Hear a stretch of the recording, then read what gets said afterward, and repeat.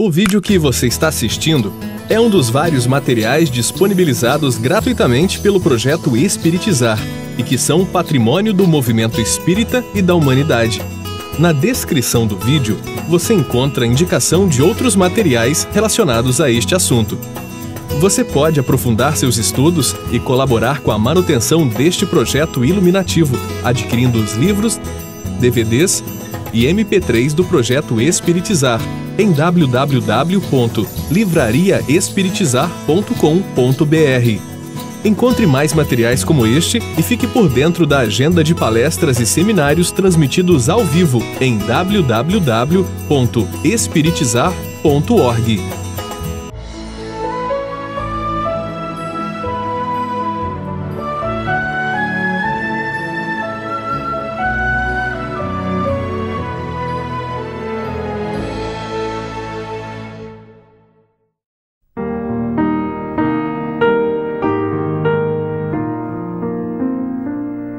Que a paz de Jesus possa estar com todos nós.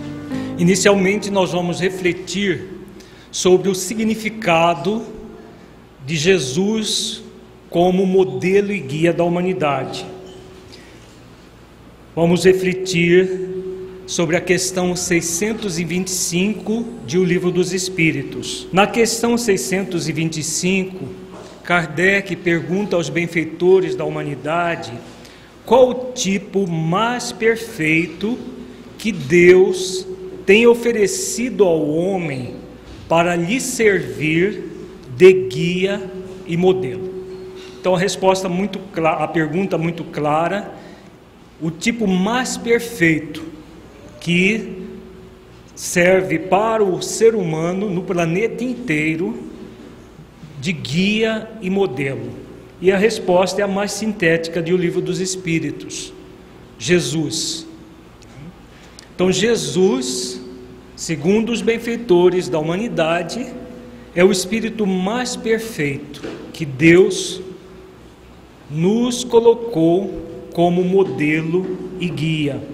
Kardec faz um comentário a essa resposta dizendo que para o homem Jesus constitui o tipo de perfeição moral a que a humanidade pode aspirar na Terra. Deus nos oferece como o mais perfeito modelo, e a doutrina que ensinou é a expressão mais pura da lei do Senhor, porque sendo Ele o mais puro de quantos têm aparecido na Terra, o Espírito Divino o animava. Então esse comentário de Allan Kardec sobre a resposta da questão 625 explicita melhor o significado de Jesus na nossa vida. Ele, o mais puro de quantos tem aparecido na terra. Na verdade, Jesus é o governador espiritual de todo o nosso sistema solar, não apenas da Terra, de todos os planetas do sistema solar, segundo Joana de Ângeles, e apenas encarnou entre nós para nos trazer a sua mensagem diretamente, porque já antes dele, muitos precursores trouxeram, tanto no Oriente quanto no Ocidente, de uma forma mais indireta a sua mensagem, e ele encarnou há 2000 anos para poder trazer diretamente a sua mensagem. Então ele, que é o Rei Solar, segundo Joana de Ângeles, encarna no planeta para servir de modelo para todos nós, para servir de referência para todos nós. Vejamos agora o que significa modelo. Modelo é a pessoa ou ato que, por sua importância ou perfeição, é digno de servir de exemplo.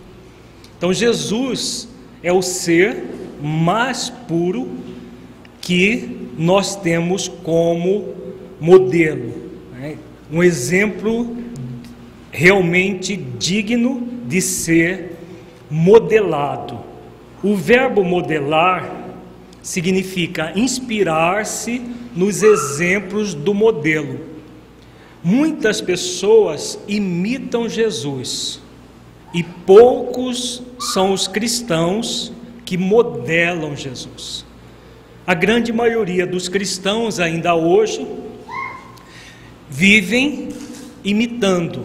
Imitar significa simplesmente dizer-se cristão, bater no peito que é cristão e simplesmente ficar nisso, numa atitude burlesca de imitação.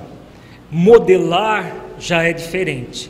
Modelar é ver aquele ser como modelo e mirar-se no exemplo que esse modelo oferece para buscar fazer o mesmo. Não é uma imitação burlesca, mas um processo de refletir sobre o significado de como aquele modelo serve de referência para nós. E a partir do momento que nós observamos a referência, nós vamos trazer para a nossa vida. É o que nós vamos fazer nesses 3 dias, nesse seminário. Pegarmos os textos evangélicos e trazer para a nossa intimidade. Qual é o significado do que Jesus está colocando em tal texto assim assado? Porque de nada adianta nós estudarmos o Evangelho de Jesus de uma forma puramente intelectual, se nós não trouxermos os conteúdos que Jesus se refere como modelo de mudança de conduta. Então, tudo aquilo que ele disse tem uma profundidade muito grande. Nós todos somos convidados a utilizar os ensinamentos dele na nossa vida para transformar a nossa vida para melhor. É esse o objetivo do Evangelho de Jesus, é esse o grande objetivo dele ter encarnado entre nós. E agora nós vamos já entrando no próprio Evangelho de Jesus para refletirmos alguns textos que ele mostra muito bem quem ele é, qual é o significado dele na nossa vida. Em João capítulo 10, versículo 26, Jesus diz: eu o sou, o Cristo, eu que falo contigo. Nesta passagem nós vamos nos defrontar com o significado profundo do eu sou. Qual é o significado do eu sou? Quando Jesus fala, eu sou o caminho, a verdade e a vida, eu sou o bom pastor. Então, quando ele fala, poucas vezes no Evangelho, nós temos diretamente ele falando quem ele era de fato, a não ser no contato com os apóstolos. Essa passagem é a passagem em que ele faz um grande encontro, um encontro fantástico, que é o encontro com a samaritana no poço de Jacó. No nosso livro Fora da Caridade Não Há Salvação, nós fazemos uma reflexão acerca dessa passagem inteira, do encontro dele com a samaritana e o significado disso na nossa vida. É aquela passagem onde Jesus oferece para a samaritana a água viva, a água da vida. Qual é o sentido disso? E em um momento ele declara para ela quem ele era, porque ela se refere ao Messias que haveria de vir. E ele diz, eu o sou, o Cristo, eu que falo contigo. Então ele se declara diretamente como o Messias que havia de vir.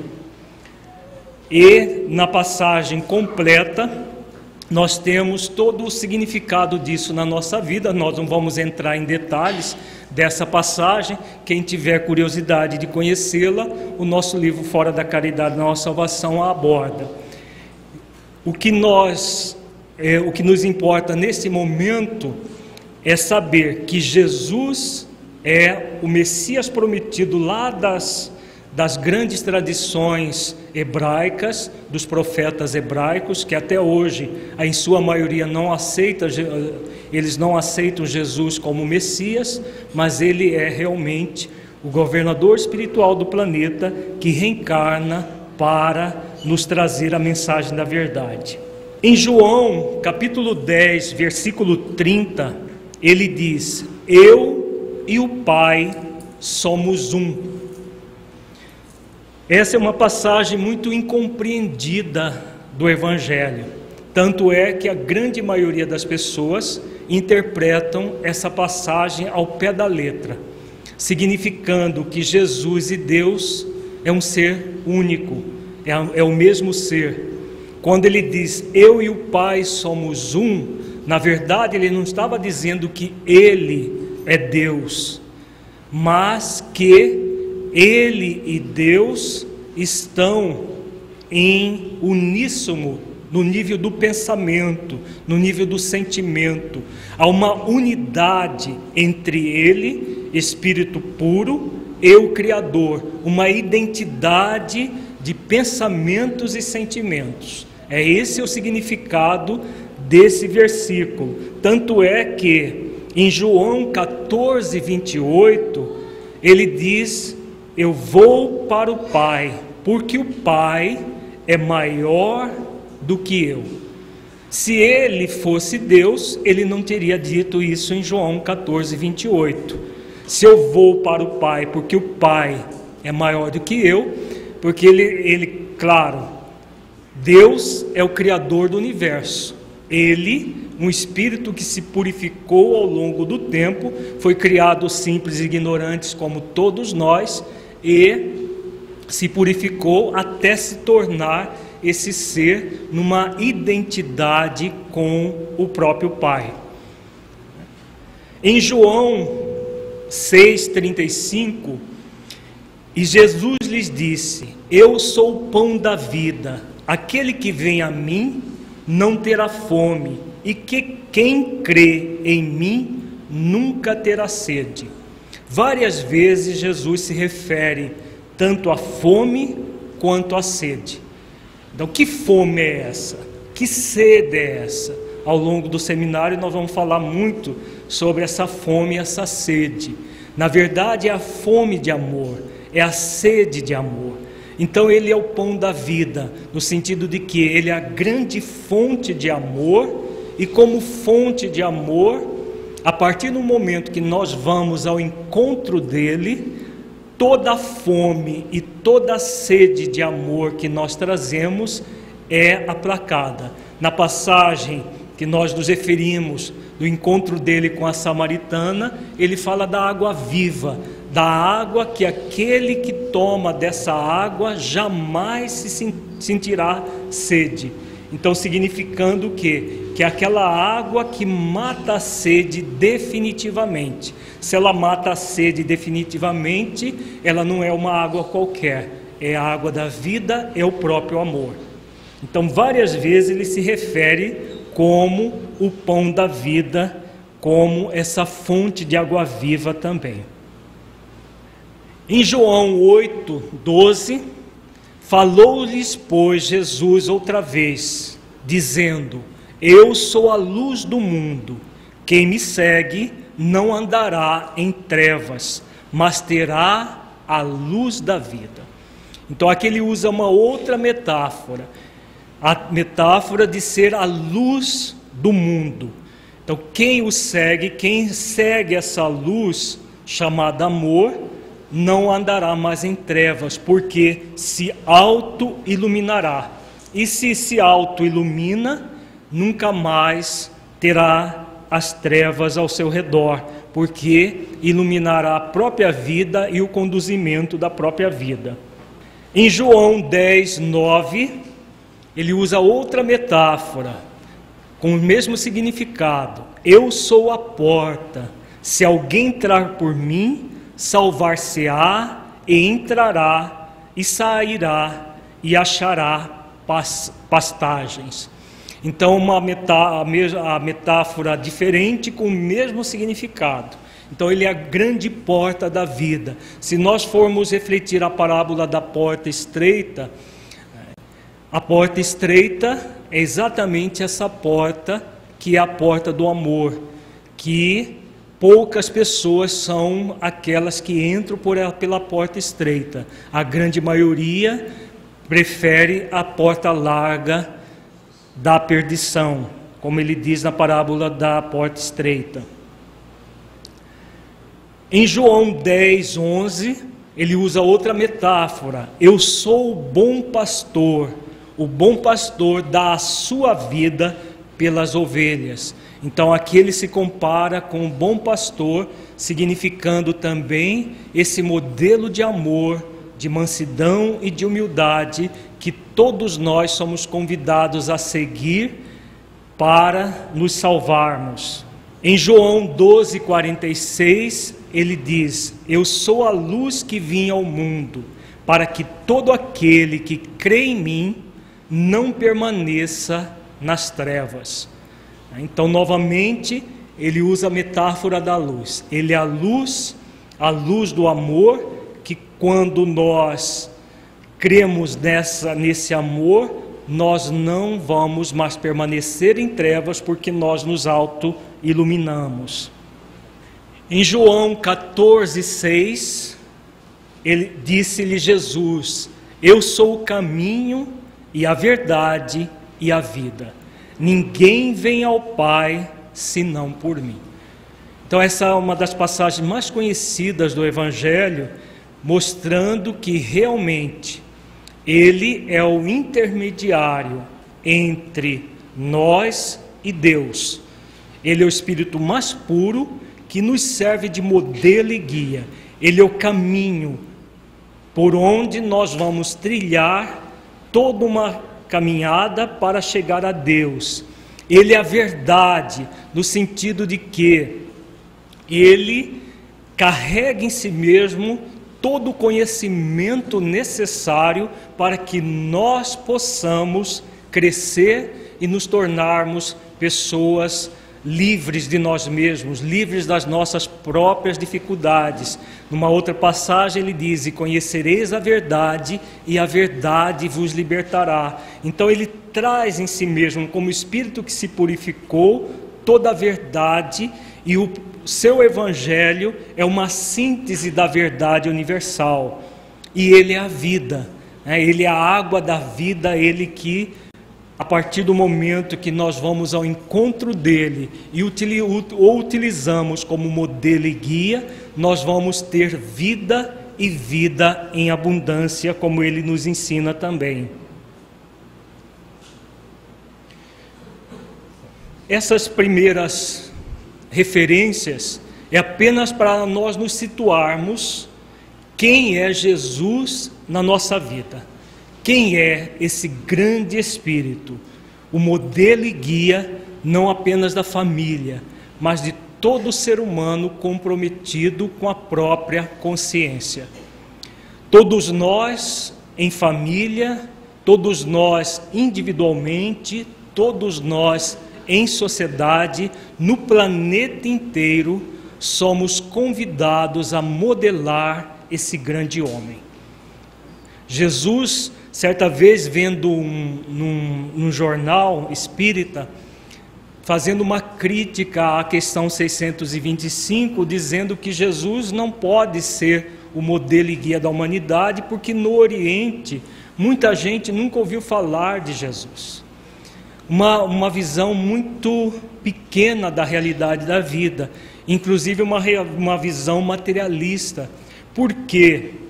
Como nós somos reencarnacionistas e a reencarnação é um fato, se uma hora nós estamos aqui no Ocidente, e no Ocidente a grande maioria das pessoas são cristãs, daqui a pouco nós estaremos no Oriente reencarnados, voltaremos para o Ocidente, então nós somos habitantes do planeta inteiro. Na verdade, nós não somos nem do planeta Terra, nós somos cidadãos do universo.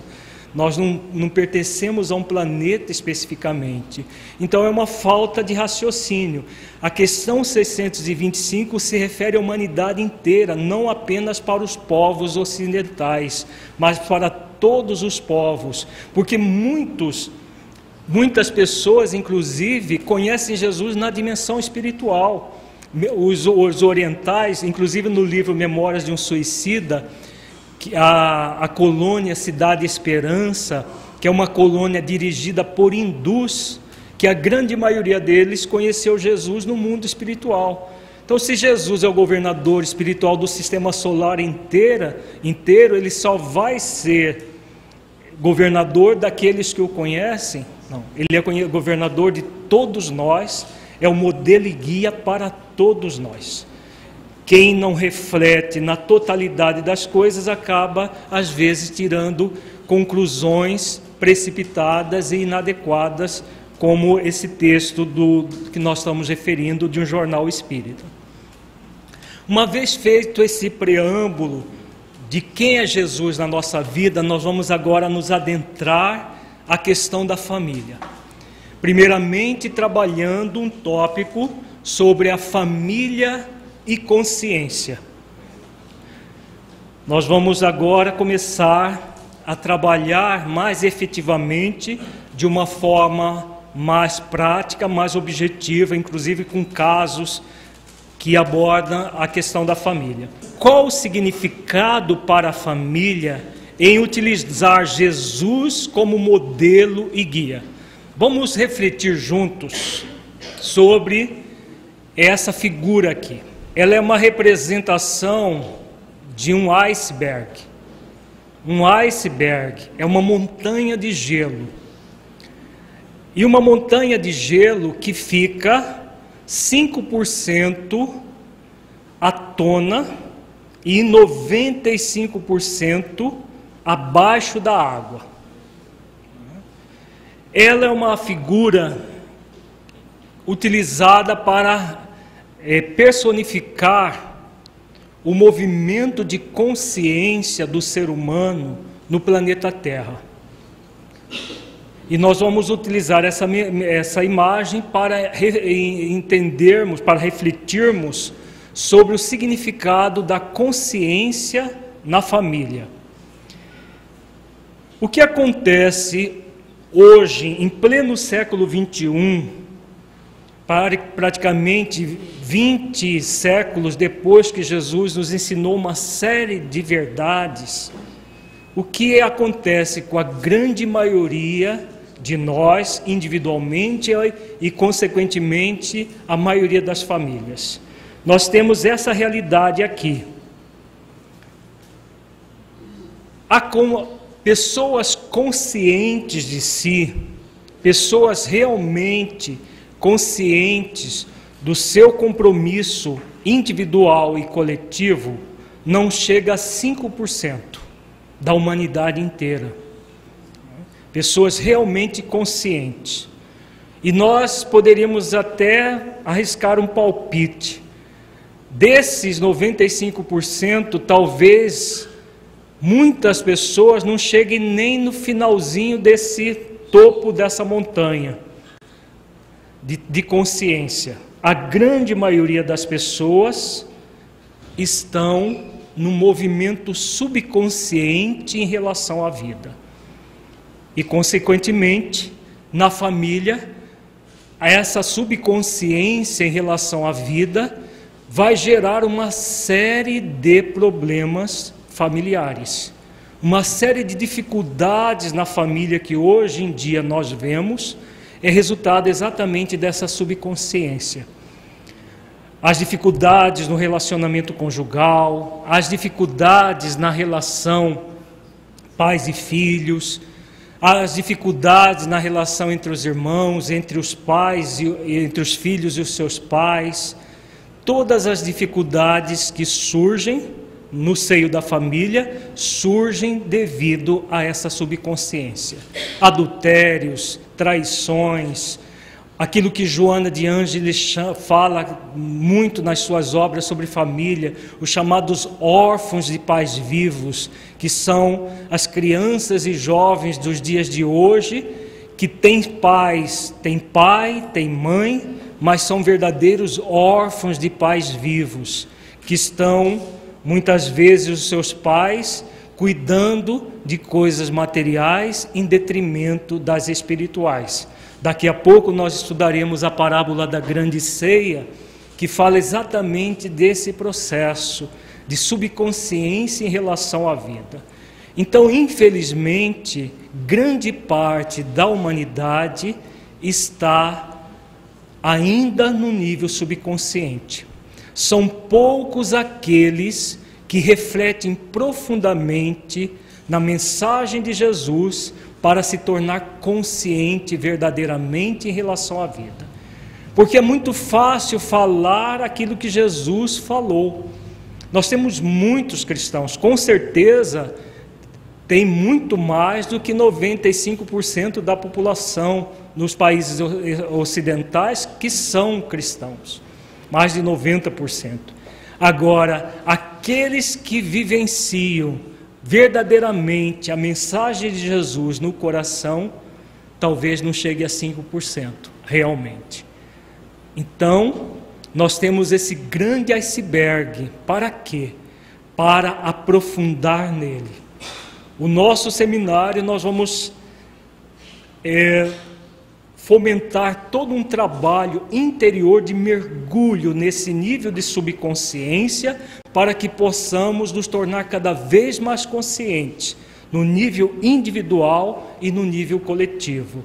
No nível individual, enquanto pessoas, no nível coletivo, enquanto família, e como a família é a base de toda a sociedade, nesse nível maior que é a sociedade humana.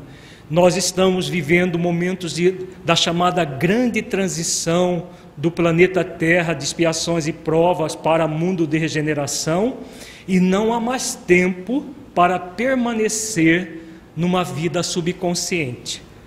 Aqueles de nós que optarmos por uma vida subconsciente, provavelmente não voltaremos mais a reencarnar no planeta Terra, que vai se tornar um verdadeiro paraíso comparativamente com o que ela é hoje. Nós estamos, com certeza, vivendo momentos muito graves para toda a sociedade, momentos apocalípticos, inclusive, em que essa subconsciência está atingindo o auge. Por que vem acontecendo isso? Porque vem reencarnando na Terra, nesses últimos anos, espíritos que estavam nas regiões das sombras durante muito tempo, como uma última oportunidade para permanecer aqui. Então, muitos de nós estamos nesse rol, estamos tendo a última oportunidade de permanecermos no planeta Terra, caso não nos adequemos ao planeta, nós seremos exilados num outro planeta, mas condizente com as nossas afinidades espirituais. É isso que nos diz a questão 1019 de O Livro dos Espíritos, e várias mensagens que têm sido publicadas, inclusive no nosso último livro, Modelos de Liderança, Trabalho e Autotransformação, nós publicamos uma mensagem de Joana de Ângeles sobre a grande transição, uma outra que ela fala sobre o mesmo tema, que ela psicografou antes do Natal de Jesus, e uma de Dr. Bezerra que fala sobre o mesmo tema, né? Para quem tiver curiosidade de conhecer esses conteúdos, no livro Modelos de Liderança, nós refletimos dentro dessa tônica.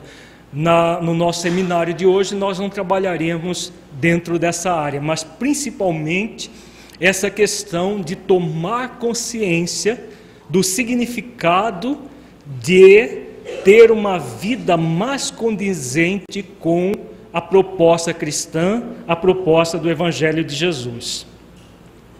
Para isso, nós vamos estudar agora a parábola da grande ceia. É uma parábola belíssima que está registrada em Lucas, no capítulo 14, versículos 16 a 23. Vejamos, vamos ler toda a parábola, depois nós vamos fazer a exegese transpessoal dela para melhor entendimento. Jesus diz que, porém ele lhe disse: um certo homem fez uma grande ceia e convidou a muitos. E à hora da ceia, mandou o seu servo dizer aos convidados: vinde, que já tudo está preparado. E todos começaram a escusar-se.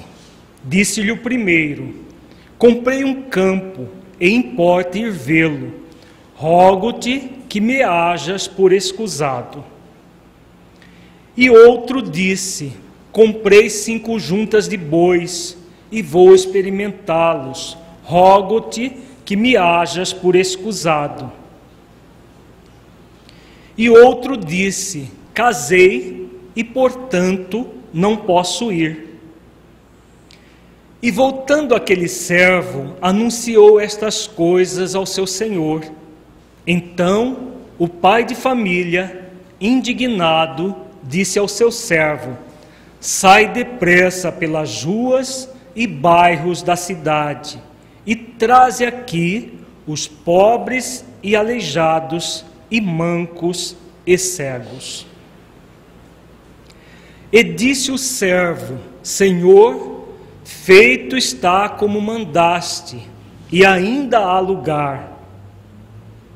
E disse o Senhor ao servo: sai pelos caminhos e valados, e força-os a entrar, para que a minha casa se encha. É uma parábola relativamente simples, mas com um profundo significado simbólico. Vamos fazer a exegese de versículo por versículo para que nós possamos apreender a essência da parábola, utilizando sempre no contexto da família. Então vejamos, vamos voltar desde do início para refletirmos juntos. Então Jesus diz que um certo homem fez uma grande ceia. Que homem é esse? O que vocês acham? Que homem é esse, hein, gente? Simboliza quem? Simboliza Deus. Muitas vezes Jesus usa o símbolo do rei, de um homem, de um senhor, para simbolizar Deus.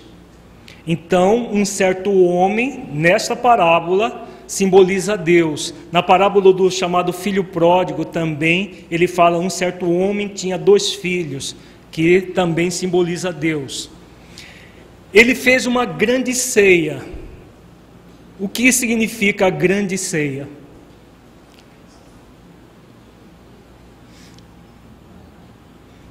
Essa parábola parece aquela outra do festim das núpcias, né? Mas ela tem um significado até mais profundo que aquela outra do festim das núpcias. O que é a grande ceia? A grande ceia, na verdade, todo o processo que todos nós somos convidados a buscar o reino de Deus e a sua justiça. Jesus várias vezes fala do reino de Deus. E o reino de Deus é o nosso processo de autoiluminação. Então, a grande ceia nada mais é do que essa busca de autoiluminação, participando desse processo de ir ao encontro do reino de Deus e a sua justiça. E onde está o reino de Deus? Dentro de nós mesmos, no nosso próprio ser, na nossa própria essência. As iguarias servidas na ceia. O que são as iguarias? De que forma nós desenvolvemos o reino de Deus e a sua justiça? De que forma nós nos autoiluminamos? As iguarias representam exatamente a forma. Ao consumir essas iguarias da grande ceia, nós nos autoiluminamos. São as virtudes essenciais: amor, mansidão, humildade, compaixão, renúncia. Todos nós somos criados simples e ignorantes, não é o que diz a questão 115 do Livro dos Espíritos? Nós somos criados simples e ignorantes, e cada um de nós tem uma missão, que é nos iluminarmos para nos aproximarmos de Deus, alcançando a felicidade relativa, nos plenificando. Então é exatamente isso que é o que significa a grande ceia, que todos nós somos convidados. Nós fomos criados simples e ignorantes, somos convidados a evoluir para nos auto-iluminar, nos aproximarmos de Deus. Vocês lembram que a resposta da questão 115 fala? Os benfeitores dizem assim, que uns aceitam submissos à tarefa que lhes foi assinada, outros só murmurando. Lembram disso? Então, os que aceitam submissos são aqueles que aceitam se submeter ao processo de evolução amorosa. E os que murmuram? Os que murmuram são aqueles que se revoltam contra o próprio convite. E murmuram, se queixam de Deus. Falam que Deus é injusto, por que não nos livra de todos os problemas, já nos cria sem problemas? Então são as pessoas que murmuram, porque não compreendem a lei divina e não fazem esforços de compreender.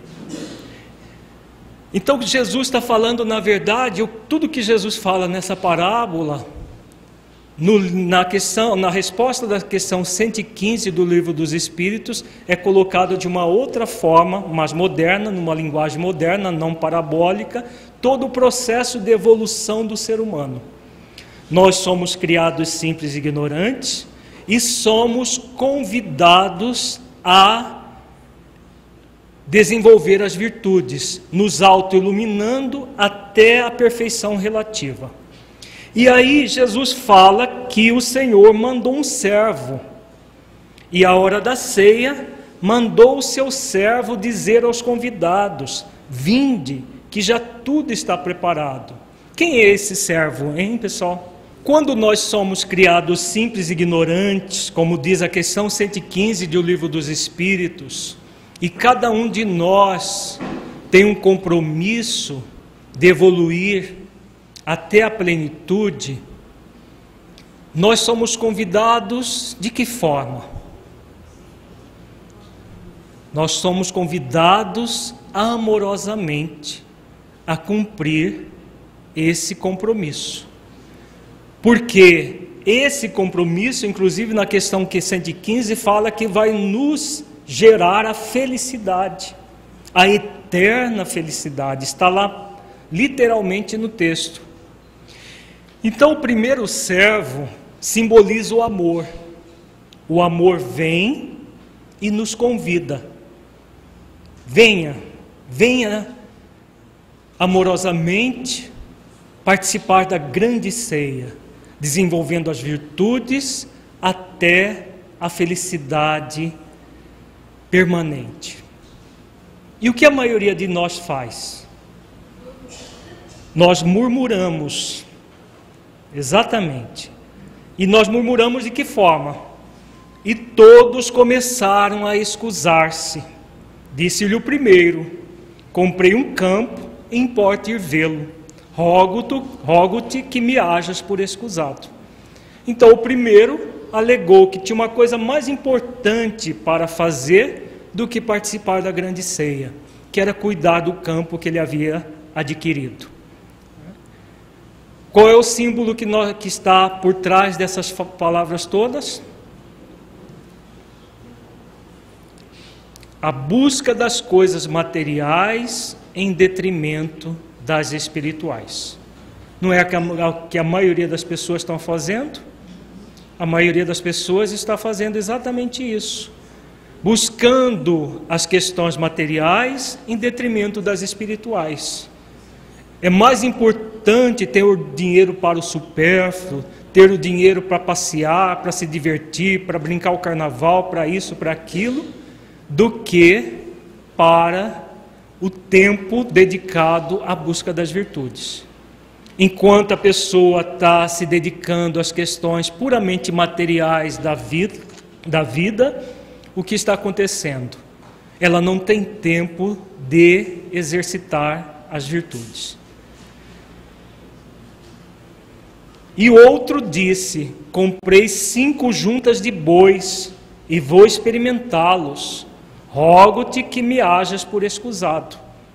Então, para este aqui, era mais importante os bois, 5 juntas de bois, do que fazer os esforços para a prática das virtudes, simbolizando novamente o convite do mundo puramente materialista em detrimento das coisas espirituais. Podemos fazer isso, gente? Claro que podemos. Nós temos o livre arbítrio. Nós podemos recusar o convite amoroso da vida para desenvolver, para buscar o reino de Deus e a sua justiça. A qualquer momento nós podemos fazer isso. Nós podemos recusar quantas vezes nós quisermos. O terceiro convidado, e o outro disse, casei e portanto não posso ir. Então o terceiro convidado estava cuidando mais do seu casamento do que participar da grande ceia. Para ele estava no segundo plano. O mais importante era cuidar do seu mundo particular, do seu casamento. Podemos também fazer isso, ficar cuidando apenas da nossa vidinha, em vez de buscar a vida com V maiúsculo, para desenvolver as aptidões que nos cabe diante da vida. Muita gente, por exemplo, é convidada para um seminário como esse, fala: não, mas eu tenho que passear com meus filhos, com minha esposa. Tudo bem, tem direito a passear, mas necessariamente precisa descer num dia que você é convidado a desenvolver reflexões acerca da vida? E os outros dias do ano? Não poderíamos usar um momento mais específico para os passeios, para as coisas mais materiais? Só que a grande maioria não tem tempo. A grande maioria está cuidando das coisas puramente materiais, em detrimento das espirituais. Todos nós temos o livre-arbítrio para fazer isso. Agora, nos convém fazer isso? Não. Porque se nós recusarmos o convite do primeiro servo, o que vai acontecer? O que vai acontecer, gente? Se nós recusarmos o convite do amor, vem o segundo servo. O segundo servo é exatamente a dor expiatória. E voltando aquele servo, anunciou estas coisas ao seu senhor. Então o pai de família, indignado, disse ao seu servo: sai depressa pelas ruas e bairros da cidade, e traze aqui os pobres e aleijados, e mancos e cegos. Quem são os pobres, os aleijados, os mancos e os cegos? Aqueles que estão passando pela dor expiatória. Já tiveram o convite do amor e não aceitaram. Como não aceitaram o convite do amor, o segundo convite é a dor expiatória. Quando nós voluntariamente não vamos ao encontro do amor, a dor bate à nossa porta. Isso nos diz Joana de Ângeles. E nessa parábola fica muito claro. Então aqueles que estavam todos normais, todos tranquilos, simplesmente se desculparam e não aceitaram o convite. Esses daqui, os pobres, aleijados, mancos e cegos, como já estavam passando pela dor. Alguém gosta de passar pela dor? Levanta a mão. Nós estamos aqui quase, acho que umas 150 pessoas, né? Ninguém gosta de passar pela dor. Então, quando a dor chega, muitas vezes a rebeldia, ela é amansada, muitas vezes o orgulho é humildado, mas nem sempre. Existem aqueles que quando chega a dor, ficam mais revoltados contra a vida ou não? Sim. Se recusa o convite do amor, tem muita gente que quando chega o convite da dor, aí que ele fica possesso, aí que fica cada vez mais indignado, aí que murmura mais ainda em relação ao Criador. Podemos fazer isso? Podemos também, porque tem o terceiro servo. Vamos ver o terceiro servo? E disse o Senhor, o servo: Senhor, feito está como mandaste, e ainda há lugar. Qual é o símbolo que está por trás disso? Desse versículo. Ele vai, chama aqueles que estão mancos, surdos, aleijados, que simboliza aqueles que estão passando pela dor expiatória, mas ainda há lugar. Por quê? Porque nem todos aceitam o convite. Tem aqueles que permanecem se excusando, permanecem recalcitrando na rebeldia. O primeiro convite do amor não aceita. Depois vem o convite da dor expiatória, continuam não aceitando. Existe possibilidade para qualquer um de nós de não evoluir nunca? Não. O Livro dos Espíritos fala muito claro isso. Ninguém vai ficar eternamente voltado ao mal. Ninguém.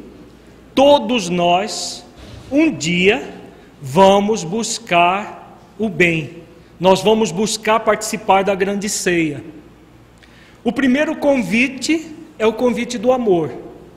Se negarmos, vem o convite da dor expiatória. Se negarmos, e disse o Senhor ao servo: sai pelos caminhos e valados, e força-os a entrar, para que a minha casa se encha. Quem é o terceiro servo? O Senhor Sofrimento. É muito fácil não aceitar o convite do primeiro Senhor, que é o Senhor Amor. O primeiro servo é o Senhor Amor. A gente recusa porque não estamos sofrendo nada, não estamos passando por nenhuma dificuldade. Não é o que a grande maioria está fazendo aí fora? Usando a saúde do corpo físico para se tornar profundamente doente. A maioria está aí fazendo isso, pulando e brincando e fazendo tudo. Por quê? Porque ainda não foi convidada pelo segundo servo, a dona Dor. A dona Dor é o segundo servo. Muitos já foram convidados pelo segundo servo, mas continuam rebeldes. E aí vem o terceiro servo, que é o Senhor Sofrimento. O sofrimento força-os a entrar. Por que o sofrimento força, hein, gente? Alguém gosta de sofrer? Levanta a mão. Antes já fizemos a enquete de que ninguém gosta de passar pela dor. E o sofrimento, que é pior que a dor, alguém gosta? Levanta a mão. Quando chega o sofrimento, nós não estamos falando de sofrimento de dor de dente, não. É sofrimento de acerbo, sofrimento moral, sofrimento físico, sofrimento de todo tipo. Na literatura espírita nós temos muitos exemplos de pessoas que passam por situações de sofrimentos terríveis no mundo espiritual, por exemplo. O livro Memórias de um Suicida, por exemplo, o livro inteiro fala de pessoas que estão mergulhadas profundamente no sofrimento, porque mataram seu corpo, seja de uma forma direta ou indireta, e depois que a vida continua palpitante, percebe que sai do caldeirão e cai dentro da fogueira de uma forma muito dolorosa. Por que que o sofrimento força-o a entrar? Porque como ninguém gosta de sofrer, cedo ou tarde, toda e qualquer pessoa vai reconhecer que se continuar recalcitrando em rebeldia, em desamor, em orgulho diante da vida, vai vir o terceiro servo, que é o sofrimento, e vai forçá-la a entrar.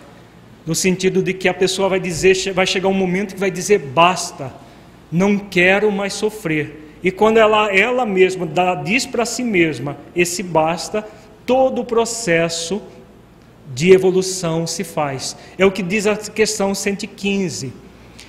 Aqueles que aceitam o submisso são aqueles que aceitam o convite do amor e evoluem e rapidamente alcançam a felicidade plena.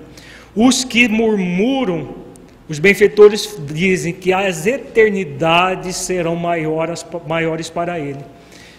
Quando a pessoa está nesse sofrimento acerbo, ela acredita que o sofrimento nunca vai terminar. Mas como Deus é sábio e misericordioso, Ele criou mecanismos para fazer com que a pessoa, depois de sofrer, ela reconheça isso, e como nós somos espíritos imortais, cedo ou tarde nós vamos buscar a grande ceia, nós vamos buscar nos auto-iluminar pela prática das virtudes. Ficou clara a parábola, gente? Alguma pergunta, alguma dúvida? E o que tem essa parábola a ver com a família? Vamos agora trocar em miúdos muita coisa aqui que nós vimos na parábola.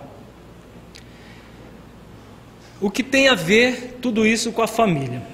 Somente teremos uma família mais consciente de sua função ao aceitarmos o convite amoroso de Deus para modelarmos Jesus, transformando-o no seu guia. Então o convite do amor nunca cessa. Nós podemos continuar dando desculpas para não aceitar o convite do amor. Mesmo aqueles que estão passando por uma situação expiatória qualquer, o convite do amor permanece acontecendo. E muitos permanecemos recusando. Então, como que se dá o processo de evolução do ser humano? O processo de evolução individual e também em família se dá inicialmente pelas chamadas provações. Como são as provações em família? Nós vivemos num mundo de expiações e provas. E muitas vezes reclamamos que na nossa família nós temos problemas, que nós temos dificuldades, que as pessoas que convivem conosco são cheias de defeitos. Alguém já reclamou isso? Não precisa levantar a mão para não ficar... Muitas vezes nós reclamamos que nós não temos pessoas perfeitas ao nosso redor, nos servindo, Agora, nós perguntaríamos, num planeta de expiações e provas, uma família perfeita será possível? Não. Agora, uma família se aperfeiçoando, é possível ou não? Sim. Claro que é possível. Então, a aprovação é um processo de educação pelo amor. Agora, o amor dá trabalho. Nós queremos o amor pronto, de fora para dentro, que as pessoas todas sejam lindas e maravilhosas ao nosso redor.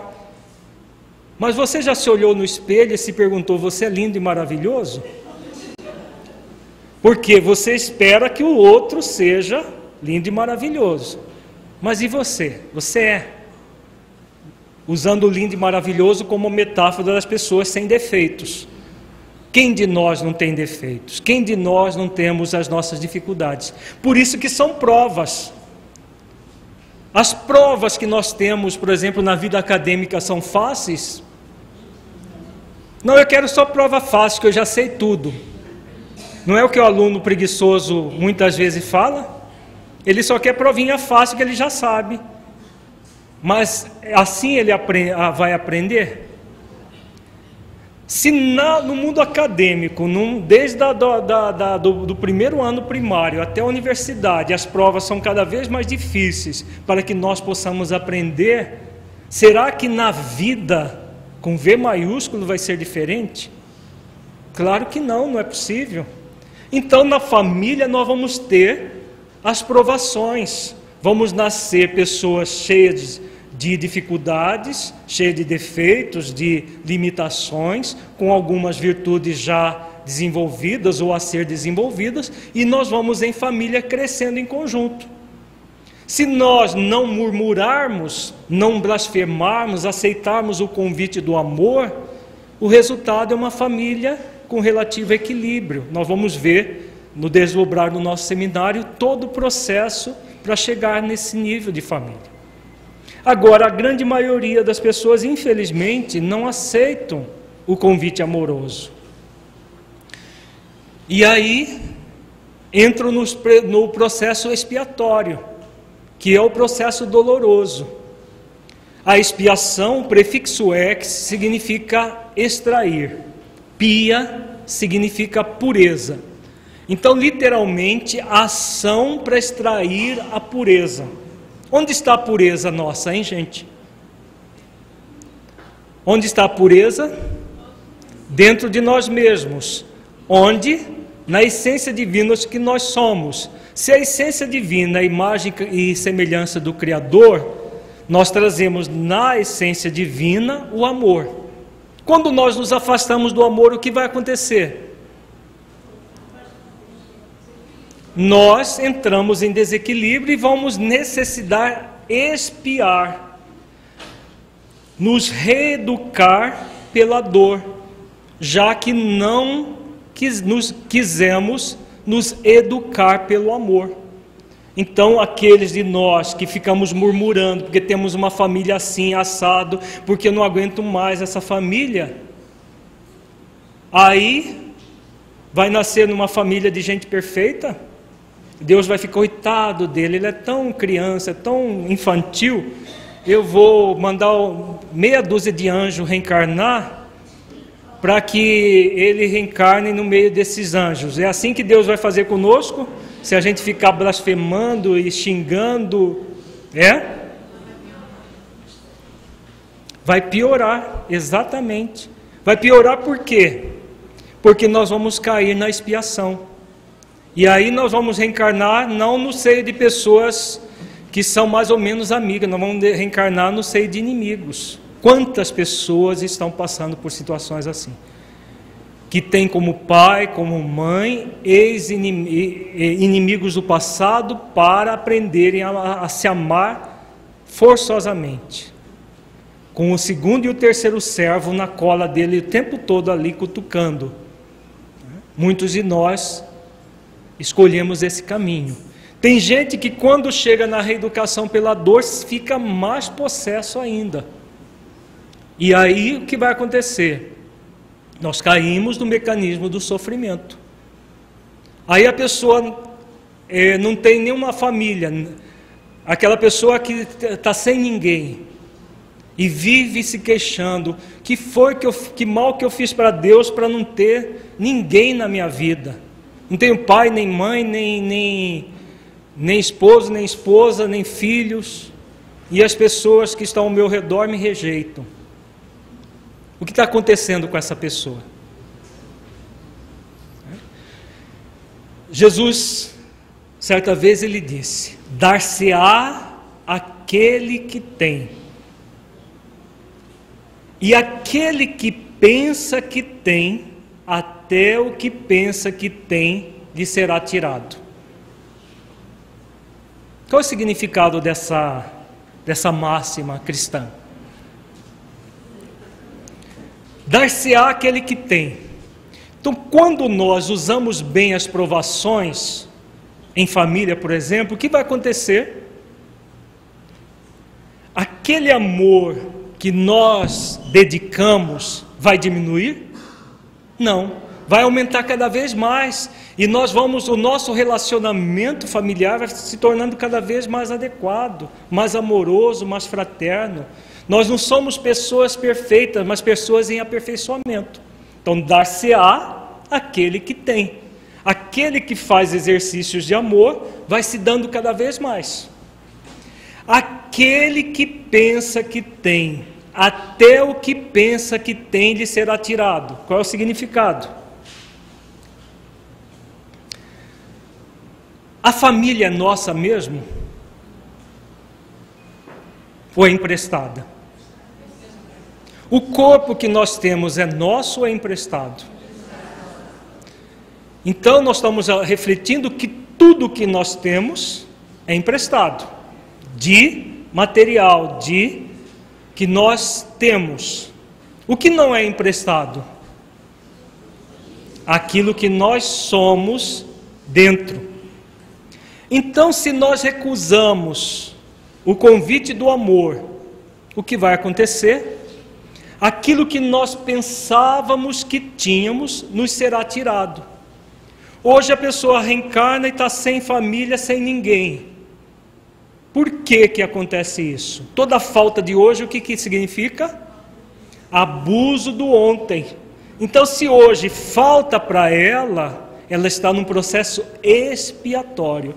Tira-se para que a pessoa sofra, para que ela seja punida, é isso? É?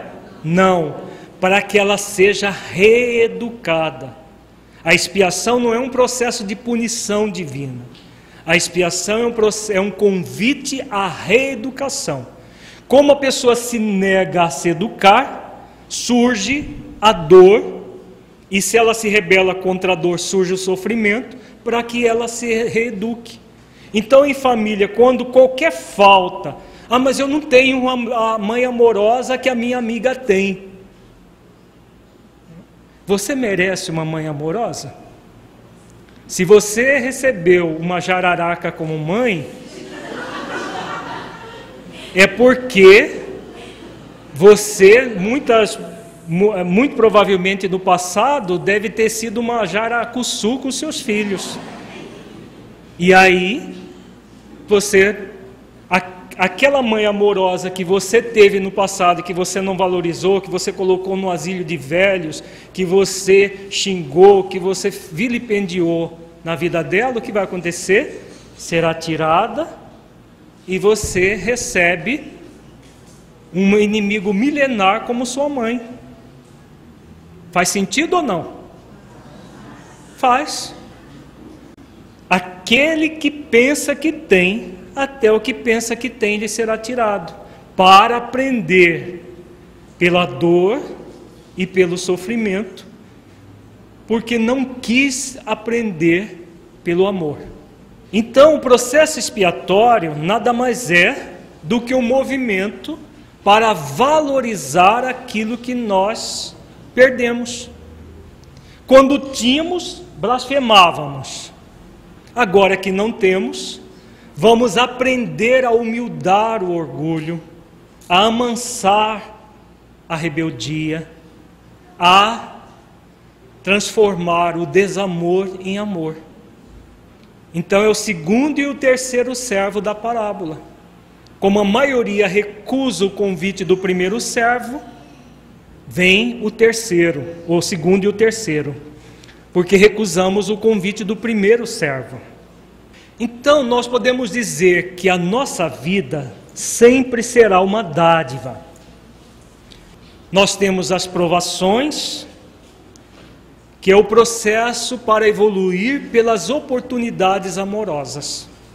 Todos nós somos convidados a evoluir primeiramente pelas oportunidades amorosas.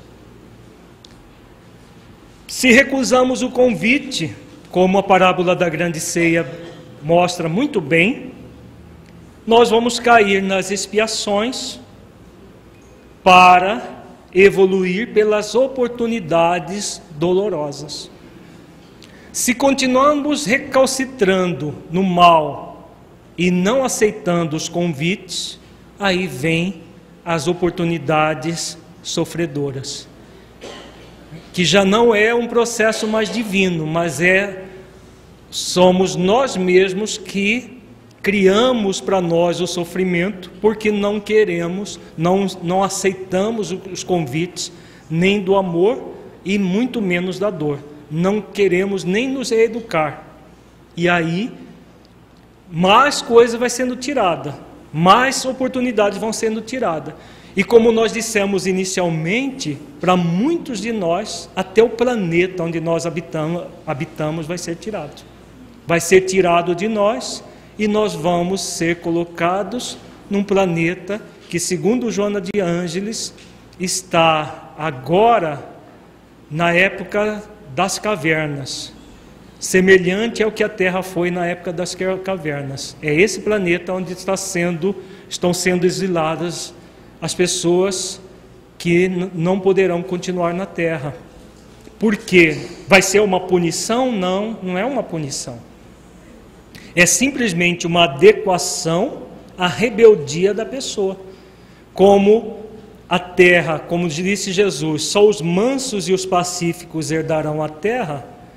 Se nós não estivermos no movimento de ir para a grande ceia, não poderemos continuar aqui. Então, tudo que nos é oportunidade para evoluir amorosamente vai sendo tirado. Vai sendo tirado o corpo que nós vilipendiamos, o corpo saudável. O que vai acontecer? Nós vamos sendo tirado a saúde para que na doença nós aprendamos a valorizar o corpo. É da vida que seja assim. Por que é da vida que seja assim? Nós já vimos isso. Por que é da vida que as coisas sejam assim? Porque se não fosse isso, aí sim nós permaneceríamos eternamente voltados para o mal. Se não houvesse os outros dois servos, principalmente o terceiro, nós ficaríamos eternamente voltados para o mal. Porque se fosse sempre o convite amoroso e nós não fosse tirado de nós aquilo que nós não valorizamos, nós ficaríamos como se fôssemos crianças espirituais eternamente. Como a vida é uma dádiva, como nós estamos vendo no slide, como a vida é uma dádiva, existem as expiações, os processos dolorosos e os processos de sofrimento, para que nós aprendamos a valorizar a vida. Então vejamos aqui nesse esquema que nós temos diante da vida duas opções: ver a vida de uma forma amorosa ou ver a vida de uma forma desamorosa. Primeiramente vamos ver o desamor diante da vida, o desamor no seio da família, por exemplo. Quando acontece isso, vai haver uma dessintonia da pessoa gerada pelo próprio desamor. Por que há uma dessintonia? Porque a lei maior do universo é a lei de amor. Então todos nós somos convidados a exercitar o amor. Se nós não exercitamos o amor, nós ficamos dessintonizados com a própria vida, com o próprio equilíbrio do universo. Então o equilíbrio do universo nos convida ao amor. E nós não queremos, nós blasfemamos, nós murmuramos e não queremos aceitar o convite do amor. O que vai acontecer? Exatamente aquele movimento de inconsciência, de subconsciência que nós vimos lá no iceberg. A pessoa que está nesse movimento de desamor pela vida, ela quer somente situações de prazer. Ela quer viver apenas prazerosamente, como se fosse possível num planeta de expiações e provas, nós vivermos em eterno prazer. E aí o que as pessoas fazem quando não obtêm prazer? Naturalmente, nós estamos no auge, né? Acho que é o período que mais se busca o prazer artificial, o prazer da euforia, que é o período do carnaval. Nós estamos no auge desse prazer fruído desfrutado a qualquer custo. E as pessoas se apegam a esse prazer, que é um prazer desvitalizador. Quando termina o carnaval na quarta-feira de cinza, tem pessoas que querem que tudo recomece de novo. E tem gente que estica até o fim de semana seguinte, principalmente no Nordeste, gastando muita energia boa em algo sem valor nenhum. Gastando energias do próprio corpo, às vezes criando situações sérias na família, por causa dessa fantasia, desse querer o prazer a qualquer custo. Tem gente que usa a família como se fosse um verdadeiro hotel, uma pensão, principalmente muitos adolescentes. Nós estamos vendo muitos jovens na nossa plateia hoje, às vezes quer usar a família como uma pensão, um hotel. Inclusive é um hotel muito bom, porque não cobra diária, até recebe, recebe mesada, recebe uma série de coisas, e saem, pintam e bordam, fazem e farra, cultivam o prazer a qualquer custo, e querem que as mães e os pais sejam verdadeiros serviçais, que é pior do que o serviçal, porque o serviçal ele recebe salário. O pai e a mãe muitas vezes são tratados pelos jovens como verdadeiros serviçais, que nem um muito obrigado recebe. Ao contrário, recebe reclamação. Se a comida não sai do jeito como ele quer, reclama. Se a mãe esquece de arrumar a cama do jeito como ele quer, ele vai lá e reclama.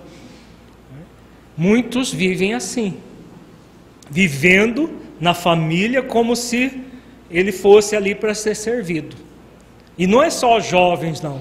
Tem muito marmanjos, os maridões, que também são assim, querem ser servidos até um copo d'água, ele não quer pegar na geladeira.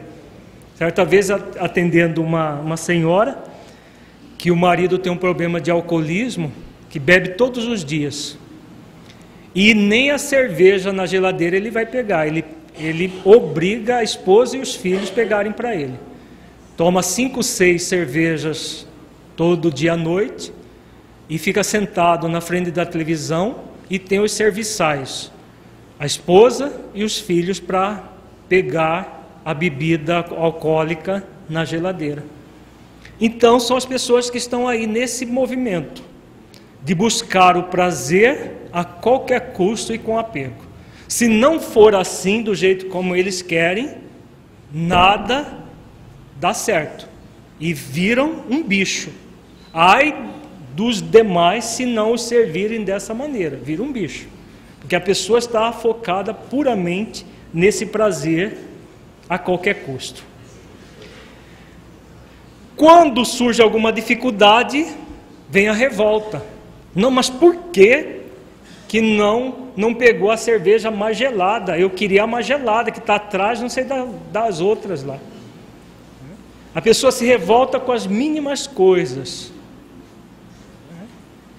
Qualquer dificuldade para ela é instrumento de revolta, principalmente no ambiente familiar. O que vai acontecer? As pessoas que têm esse movimento, elas têm um foco na impossibilidade em resolver os problemas. Elas são incapazes até de abrir uma geladeira e pegar algo dentro da geladeira, incapazes de fazer alguma coisa dentro de casa. Será que são incapazes mesmos? Ou estão se fazendo de incapazes para simplesmente usar os outros? O que vocês acham? Porque são pessoas que não são débeis mentais, não têm dificuldades em relação a isso. Porque o débil mental, uma pessoa com uma síndrome genética, aí sim elas estão na vida para serem servidas. Mas pessoas normais não são para viver cultivando o prazer a qualquer custo. O que vai acontecer quando nós temos esse movimento de desamor frente à vida, hein, gente? Ó a dona Dora aqui, ó. Fatalmente, quando nós temos um movimento de desamor diante da vida, cedo ou tarde vai surgir a dor. Quando vem a dor, o que acontece? A pessoa diz assim: que bom que agora que eu estou passando por esse sofrimento, por essa dor, agora eu vou fazer aquilo que deve ser feito. É assim que acontece? Infelizmente não.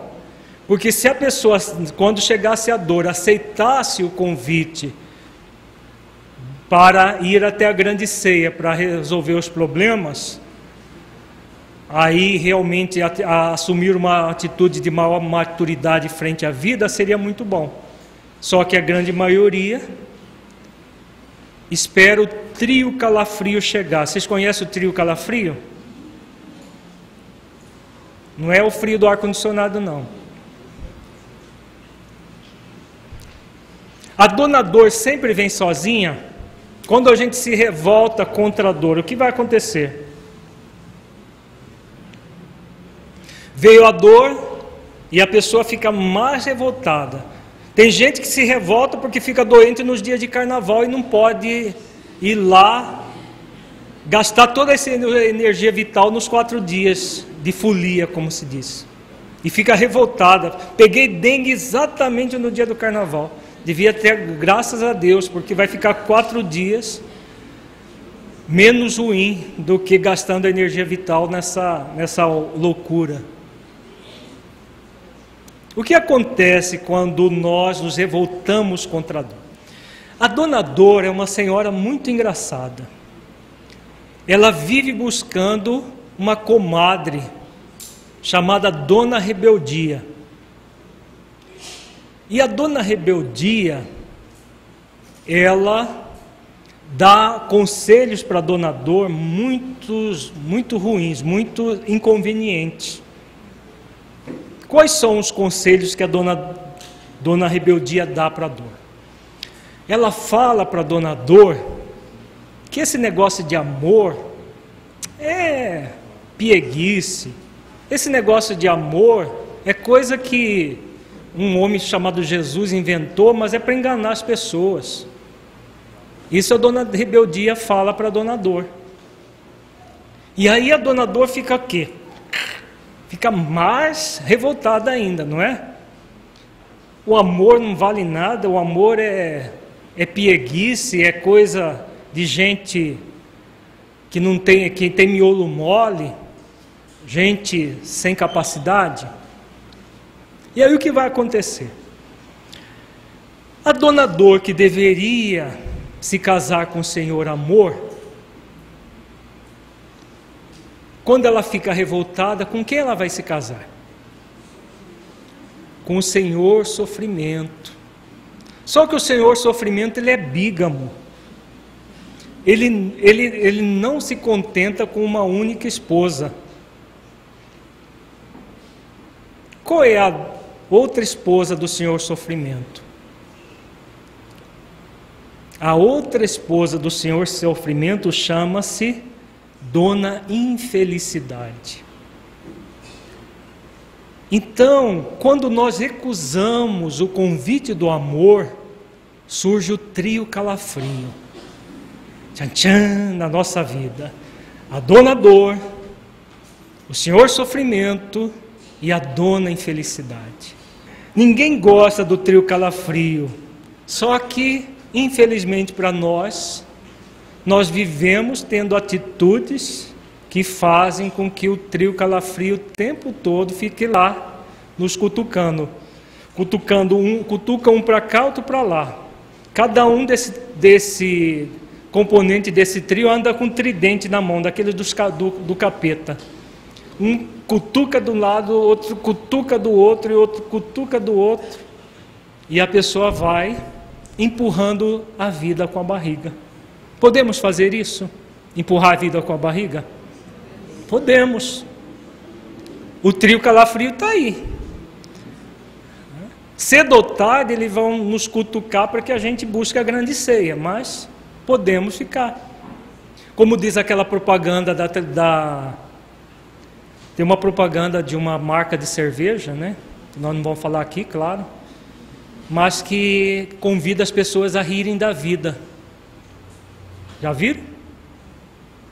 A propaganda da chamada cervejinha, que convida as pessoas a rirem da vida. Podemos rir da vida, gente? Podemos ou não? Podemos, nós temos o livre-arbítrio para rir da vida. Só que quando nós rimos da vida, o trio calafrio sempre surgirá na nossa vida. É exatamente esse esquema que nós estamos vendo.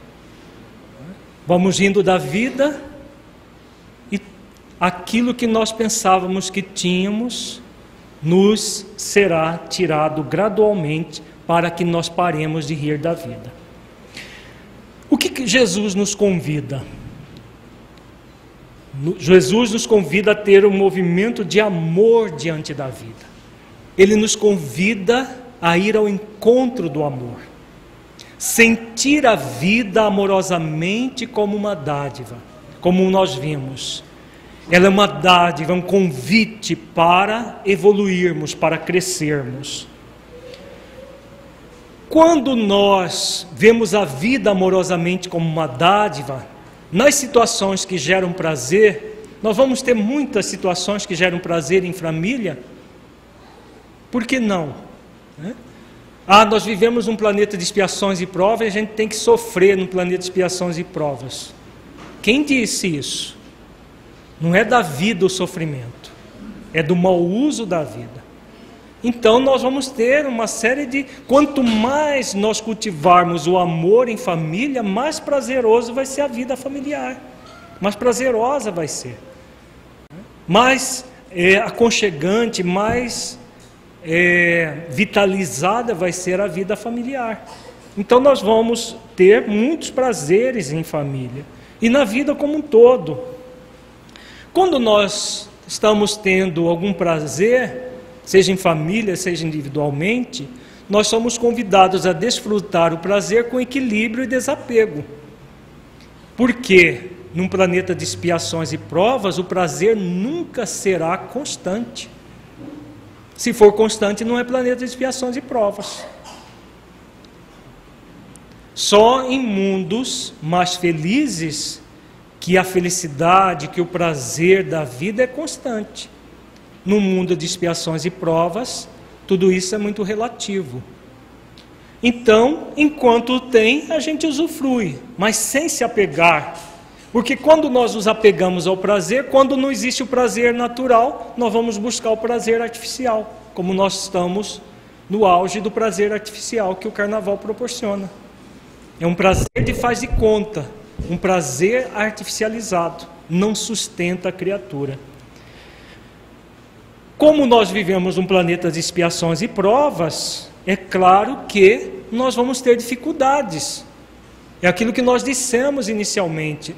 Existe alguma família no planeta de expiações e provas que não passa por dificuldades com os seus membros? Todos nós temos as nossas limitações, temos os nossos defeitos, temos as nossas qualidades a ser desenvolvidas, mas trazemos profundas limitações. Então, essas limitações geram dificuldades. Quando gera dificuldades, nós vamos sempre focar o aprendizado que essas dificuldades geram, buscando soluções com equilíbrio. É isso que garante uma família mais humanizada, uma família mais condizente com a proposta cristã, com a proposta de Jesus. Jesus, como modelo e guia, é aquele que nos convida a aprender. Quando nós agimos assim, o que vai ter como resultado? Sabedoria e felicidade. Em vez do trio calafrio, nós vamos ter a dupla dinâmica, sabedoria e felicidade. É isso que nós queremos, gente? Com certeza. Mas para adquirir sabedoria e felicidade, somente participando da grande ceia, aceitando o convite amoroso para participar da grande ceia. Se nós não aceitamos o convite amoroso, aí o que sobra é o trio calafrio: dor, sofrimento e infelicidade. Perguntas até agora, gente? Tatiana faz uma pergunta interessante aqui na frente. Essa busca do prazer que geram as compulsões, sim. Todas as compulsões, por exemplo, compulsão do álcool, compulsão da droga, compulsão do sexo, compulsão de brincar carnaval, tudo isso é gerado por essa busca de prazer artificial. A pessoa se apega ao prazer e aí quer ter esse prazer sempre, vai gerando cada vez mais euforia e não felicidade. Se nós formos aí, qualquer baile, qualquer lugar onde as pessoas estão lá pulando desbragadamente e perguntar se elas estão felizes, nós vamos encontrar quase que 100% de sim. Elas vão dizer que estão felizes. Mas na hora que chegar a quarta-feira de cinzas, o que normalmente acontece? Um estado de depressão, de vazio interior muito grande. Por isso que as pessoas na quarta-feira de cinza querem ir para outro baile, porque vem aquele vazio interior de um processo sem sentido. Como tudo aquilo foi sem sentido, é preciso mais e mais e mais para ter sentido. Agora, será que o sentido da nossa vida é buscar a euforia? Não, não é. Então, o que essas pessoas chamam de felicidade é puramente euforia. A euforia do sexo desbragado, desregrado, a euforia de todos esses processos que nos nossos dias nós estamos tendo o auge. Gera um vazio interior muito grande. Por isso as pessoas têm as overdoses, né? Overdose de sexo, overdose de droga, overdose de tudo. De bebida alcoólica, pessoas em coma alcoólico, pessoas desencarnando em parada cardíaca, parada respiratória, por overdoses de cocaína, de êxtase e de outras drogas mais, por causa do prazer a qualquer custo.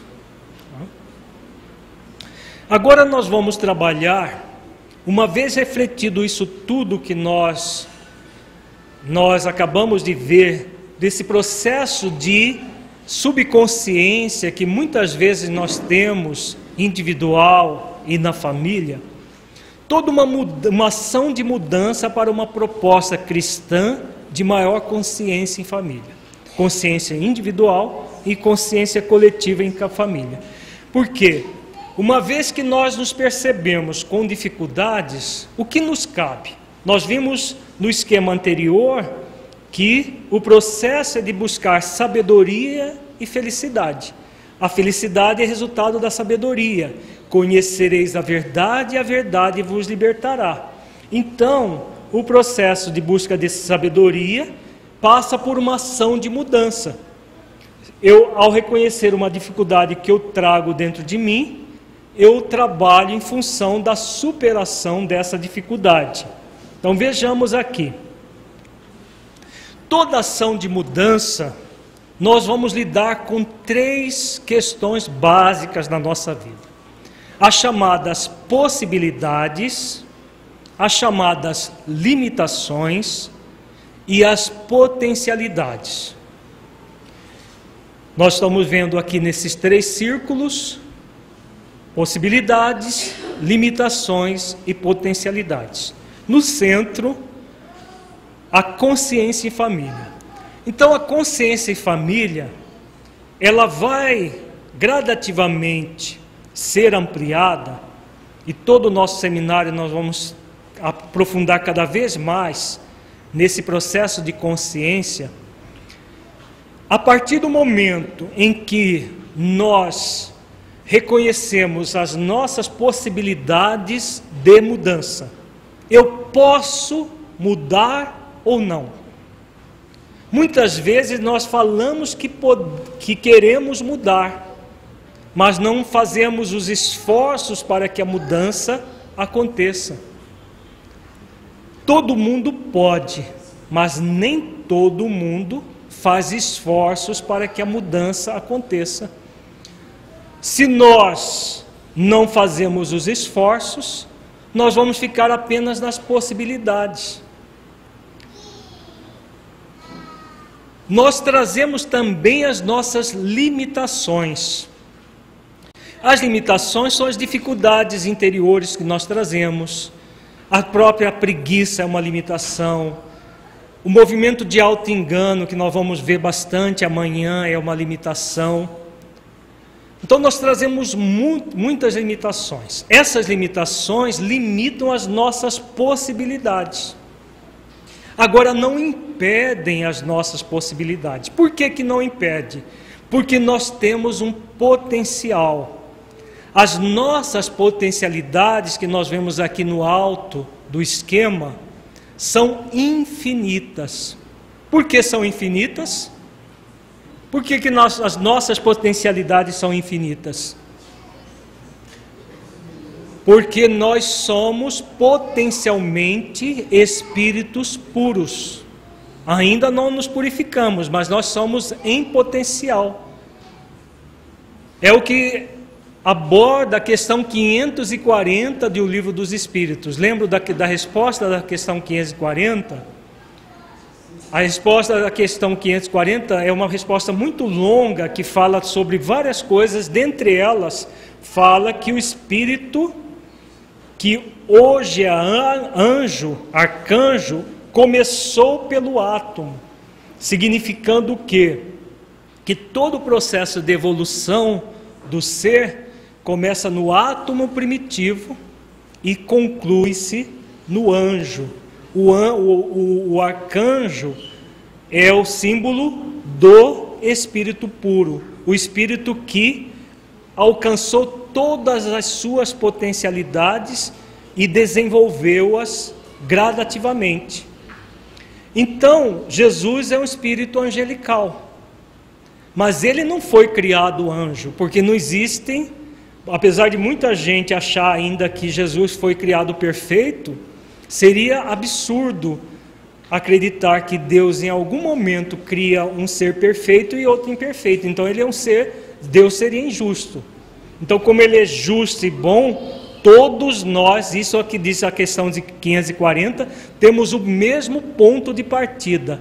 O ponto de partida é o átomo primitivo, significando que nós evoluímos no mineral, no vegetal, no animal, no hominal, até chegar no angelical. A evolução se passa em todos esses períodos, em todas essas possibilidades, até alcançar o potencial do anjo, do espírito puro. Então, se nós trazemos esse potencial que é infinito, o que nós somos convidados? A desenvolver esses potenciais gradativamente, aumentando as nossas possibilidades, transformando gradualmente as nossas limitações. Então as limitações vão sendo diminuídas gradualmente, as possibilidades vão sendo aumentadas, porque o nosso potencial é infinito. Então nós vamos ampliando o potencial gradativamente. Em família é exatamente o movimento do dar-se-á àquele que tem. Quanto mais nós desenvolvemos os nossos potenciais em família, ampliando as nossas possibilidades, a nossa família vai se tornando uma família mais equilibrada, mais harmonizada. Consequentemente, a nossa convivência familiar vai se tornando mais feliz, mais tranquila. Então tudo isso o que está acontecendo: superação de limitações, ampliação das possibilidades a partir do potencial. Então nós temos um potencial. É claro que para desenvolver esse potencial nós somos convidados a fazer esforços. O grande problema é que muita gente quer o potencial dado sem fazer esforço algum. Aí, claro que não vai ser possível nenhuma mudança. Então, toda e qualquer dificuldade no relacionamento familiar é uma limitação. Então, são as limitações a serem superadas. Quem não as tem? Se não tivesse, não estaria num planeta de expiações e provas. Então, todos nós, sem exceção, temos as nossas limitações. Agora, as limitações são para que nós nos acomodemos a elas, Não, eu estou num planeta de expiações e prova, todo mundo é assim mesmo. É para isso? É para a gente simplesmente ficar justificando a preguiça? Não. Eu tenho limitações. Aceitar que existem limitações, mas a aceitação é uma virtude proativa. Está embutida na aceitação uma pergunta: que ações eu posso realizar para superar essas limitações? Senão não será aceitação, será acomodação. Muitas vezes nós confundimos aceitação com acomodação. São duas coisas distintas. Acomodação, eu sou assim. Num planeta de expiações e provas, as coisas são assim. Isso é acomodação. Aceitação, eu estou num planeta de expiações e provas porque trago ainda muitas limitações. Eu estou vivendo em família num planeta de expiações e provas porque a minha família, a nossa família, traz muitas limitações para ser transformadas, para serem superadas. A partir do momento que a pessoa reflete que essas limitações estão aí para ser superadas, ela vai entrar no movimento de melhorar as possibilidades que ela tem. Então eu tenho uma possibilidade de mudança, vou aproveitar todas as possibilidades que eu tenho. Esse é o movimento de aceitar o convite de participar da grande ceia. Não é se tornar perfeito de uma hora para outra, porque isso não é possível, mas fazer esforços de aperfeiçoamento, melhorando cada vez mais as próprias possibilidades. A partir do momento que eu melhoro as possibilidades, eu vou ampliando os meus potenciais, ampliando o potencial da nossa família, tornando a nossa família cada vez mais uma família equilibrada, uma família mais harmonizada, mais feliz, mais tranquila. Então, não existe quem não tenha dificuldade. Não existe também quem não possa superar essas dificuldades, melhorando as possibilidades, ampliando os potenciais. Então, numa proposta de mudança, o primeiro passo para uma mudança efetiva é o querer realizar a mudança.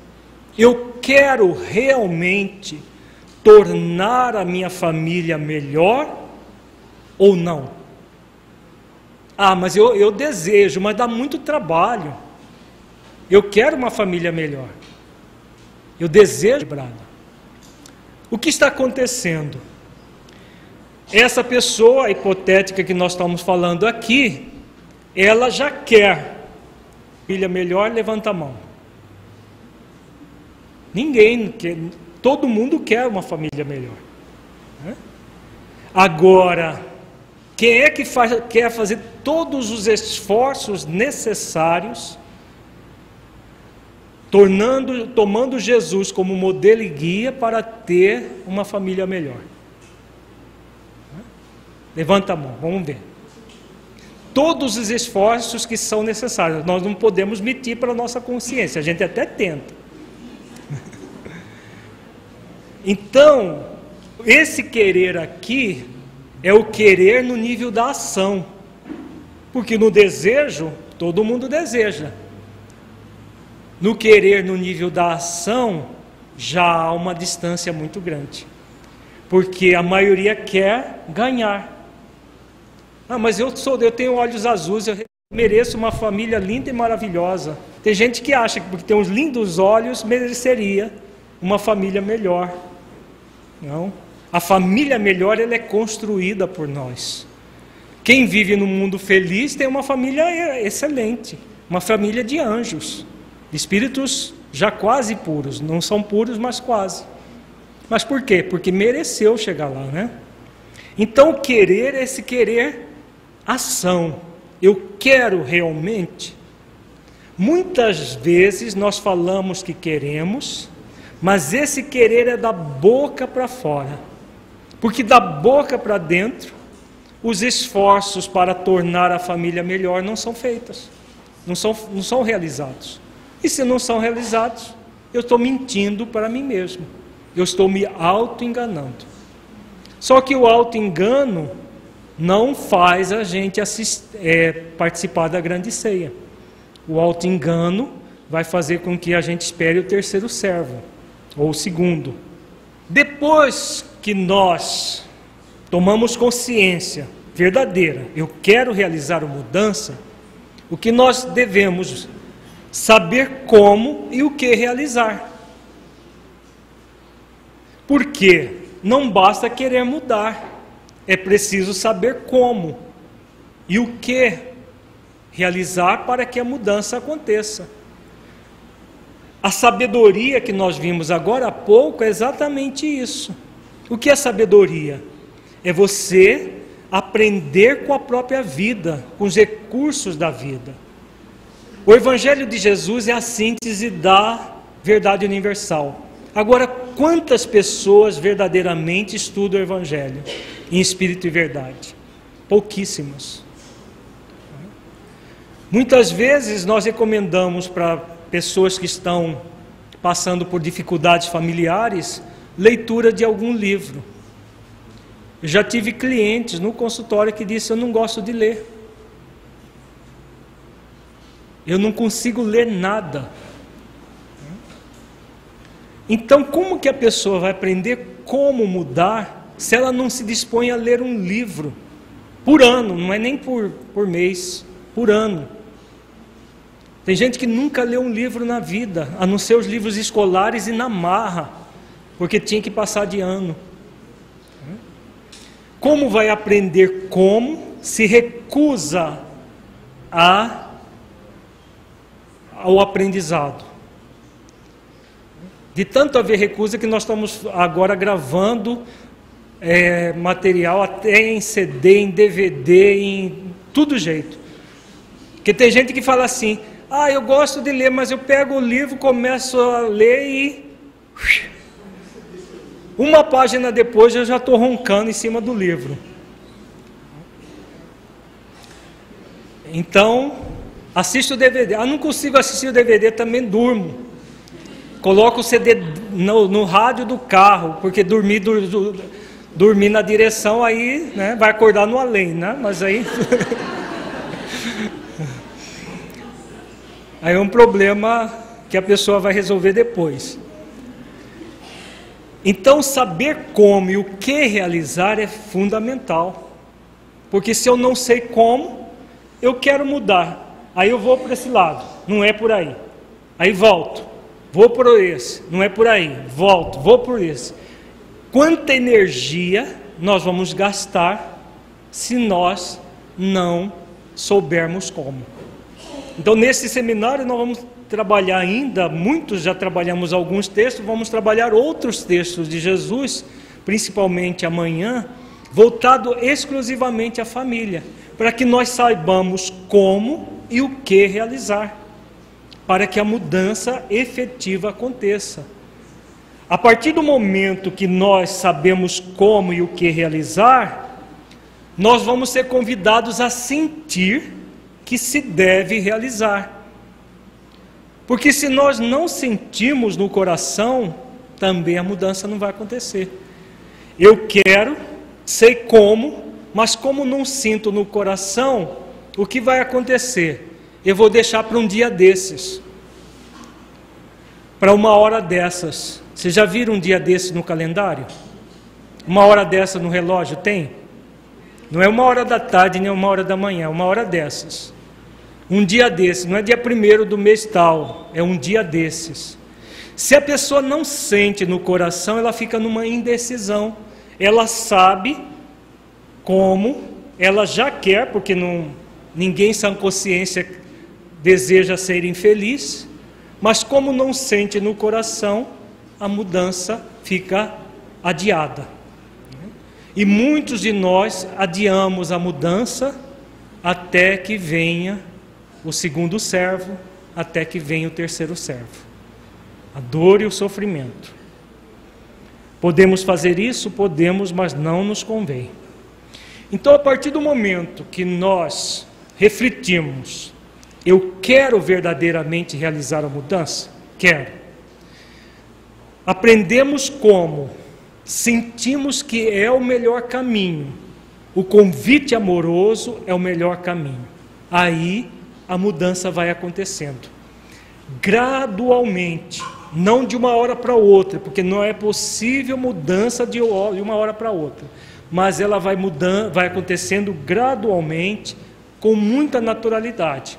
Nós vamos ver isso amanhã, quando estudarmos os versículos, principalmente quando Jesus diz: porque o meu jugo é suave e o meu fardo é leve.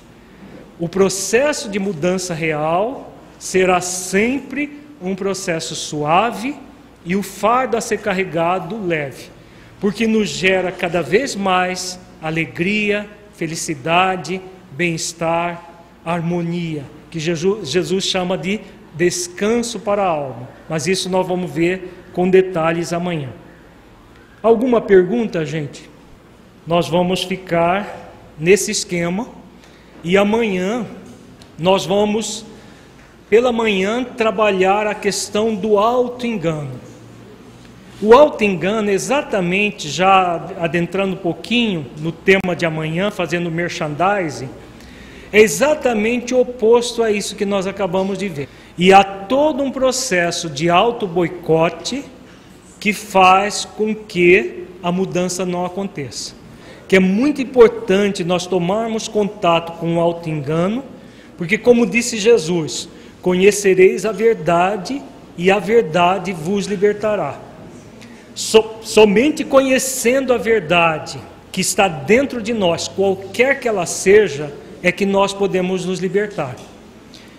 Reconhecer que nós ainda trazemos muito do auto-engano para poder superá-lo. Porque se nós continuarmos com o movimento de nos enganarmos, dizendo que as coisas são assim mesmo, que a gente vai levando a vida de uma forma light, muitas coisas, muitas lágrimas desnecessárias nós vamos verter. Mas todos nós somos convidados a nos libertar do auto-engano.